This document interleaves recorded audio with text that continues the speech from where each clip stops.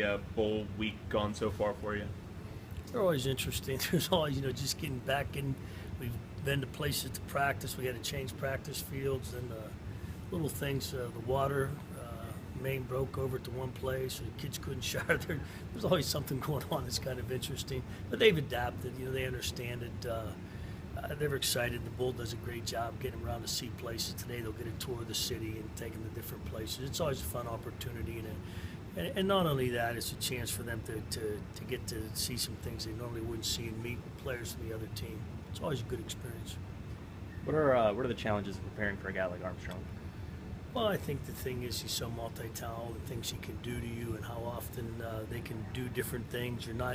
Bowl games are different to prepare for. They're not like any other game because they've had time to change. There's a lot of rest after this game, so they're not worried so much about the next week. It's always a difference. You have to be prepared to get by the first quarter. The first quarter usually is the toughest quarter to try to figure out what they're doing, the speed of the game. We've been practicing against scout teams. Yeah, we go against ourselves, but not that much because we don't have the bodies right now to afford to get anybody hurt. So it's one of the difficult things about a bowl game is preparing yourself for the unknown too. So you have to prepare yourself for what they're going to do, and I'm sure there are going to be some wrinkles, and you've got to get your guys ready for that. How much you practice of each one, the pace of it, the speed of it. Obviously, our guys will try to duplicate it. Our scout team does a good job, but to duplicate it the way they do it, it's tough to do. They haven't necessarly run him as much as they did, say, last year. Do you expect them maybe to run him more? Just maybe because it's matchup? a bowl game. Obviously he's got time off here. They're not worried about the next week. I think one of the things is he's a very talented young man, as I think everybody knows. He throws the ball well. He runs it well.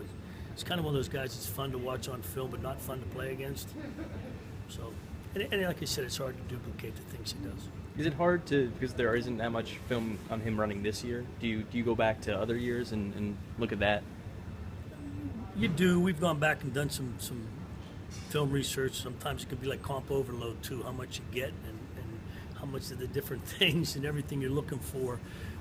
So it's hard because, like I said, you're trying to get yourself ready to play a game, and what they major in the game, you're really not sure. So you just sprinkle in a little bit of everything. I'm sure that he's one of those guys. It's just got to know where he is. How do you, when it comes to trying to account for wrinkles, how do you do that? Is it mostly just trying to project what the personnel might do based on what you guys bring?